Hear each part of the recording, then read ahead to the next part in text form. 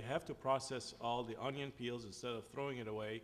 They use an anaerobic digester to attract to absorb all the methane and able to use that methane on site in a fuel cell.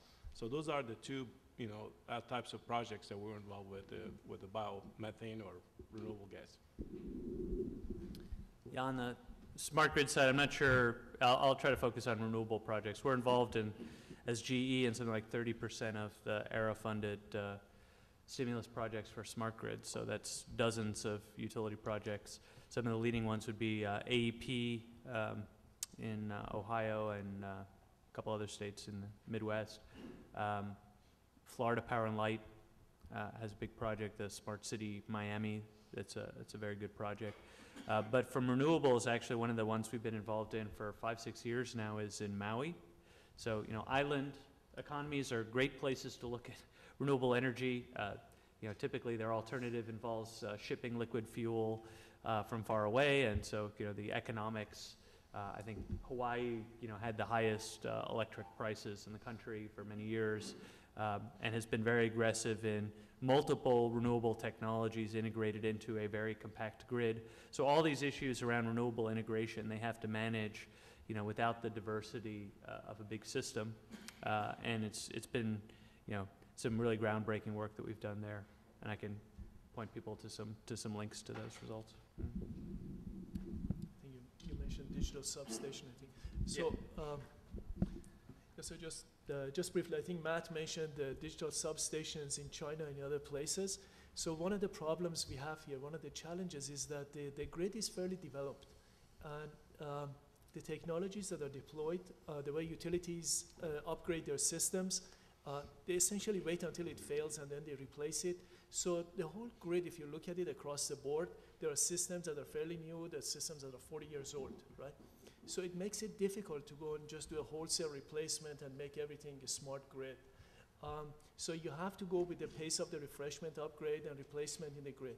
Whereas in a place like China or places that can leapfrog that stage, the way they did, for example, with mobile phones, right? They went straight to mobiles, and there's like hundreds of millions of users.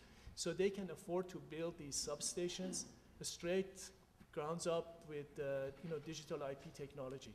Whereas what we had here, used different types of RTUs, analog protocols, and whatnot. So whenever you're talking about a smart grid, you have to think about not just the cost of new technology, but what is the cost of transition to new technology, which is probably 10 times more than actually buying the new technology, because you have to replace and you have to do the fixing as the system goes, right? You can't shut down anything to upgrade it. So that's one of the challenges. Actually, that brings to mind one other challenge, which is data availability, even to the utilities themselves. Generally in the utility world, the big bulk grid is already pretty heavily automated and well understood. So on transmission systems, transmission substations, we have great data.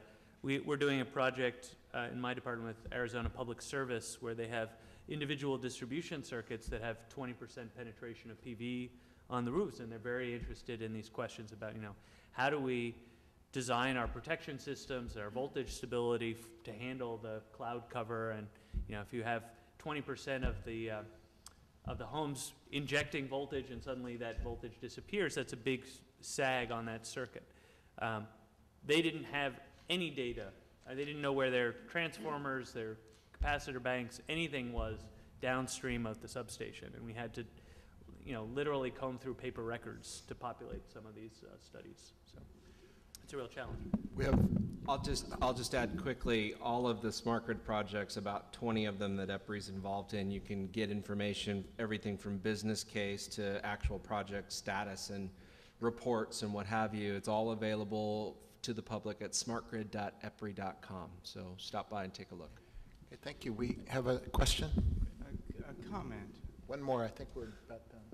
The comment is that the point was just made a few minutes ago that we can't go around and replace the substations. We have to wait for them to fail to upgrade them. No, I didn't say we have to wait for them to fail. So well, typically they do the refreshments on a cycle. If right? I may. We don't let them fail. I would compare it to the retrofit market in buildings. There are some things that we need to do, and we need to find the right business model to make things work. Because if we wait for things to fail, it's going to take way too long to replace things. We That's just right. need to No, find totally better ways to agree. do that. Yeah, go ahead. So, yeah, so the idea is not to let them fail, but as you mentioned, you have to do some kind of a cost-benefit analysis to see if it's the right time to pull the plug on an equipment that's essentially functioning, but you're doing it because you needed to upgrade the feeder or the substation, or because you expect to have two-way flow on the line or whatnot. So the old school of asset management was, but let it fail and we go replace it. But it has been a while since utilities have actually gone to more of a condition-based and more of an intelligent asset management, where they look at the cost of replacement and compare it with letting the thing fail and whatnot. So, I agree with your point. I was just going to make the further point that we're dealing with two categories of infrastructure that have fundamentally very different life cycles.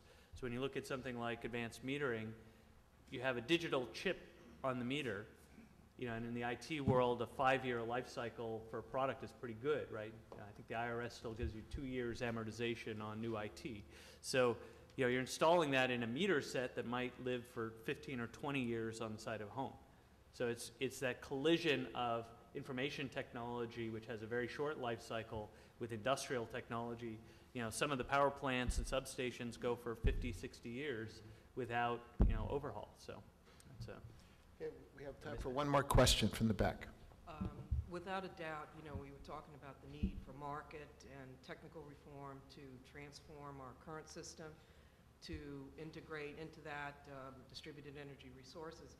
But I was wondering about a different dimension, because I've been involved with Jerry on the RESCO program.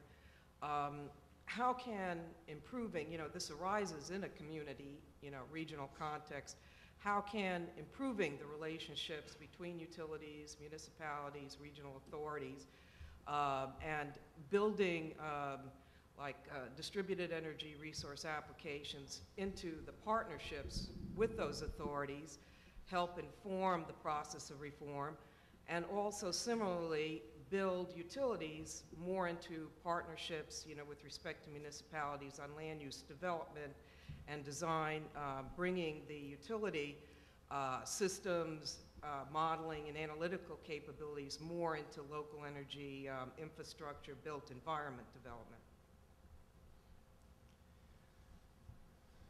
I'd like to raise this with Sempra first. Okay. And then maybe, Brian, you have, based upon the smart grid demonstration projects of EPRI. I'm in the R&D business. I'm not in a policy group, so I really can't answer that question faithfully. Sorry. I'm an R&D guy too. I'm kind of supposed to not talk about policy, but I'm going to do it right now anyway.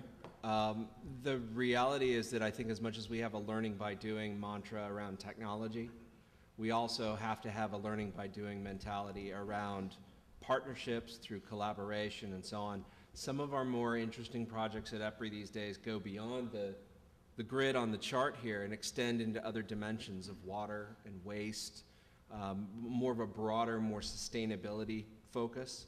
And I think that when you begin to package those kinds of benefits in I don't want to call it a Trojan horse, but in a vehicle that has a electricity or a gas focus, something that's coming from a traditional energy avenue, if you can somehow provide, a la with the smart meters, to the consumer, why am I getting the smart meter on the wall? I'm one of those PG&E customers that one day magically, there it was, and I got a folder telling me what the smart meter would tell me, but I wasn't given the phone call saying, hey, Brian, guess what? Now you've got one of these things. You can sign up for a rate structure that better suits the fact that you live under clouds near the ocean most of the time. That would have been the way to get me, and that would have been the way to bring me along from a customer standpoint.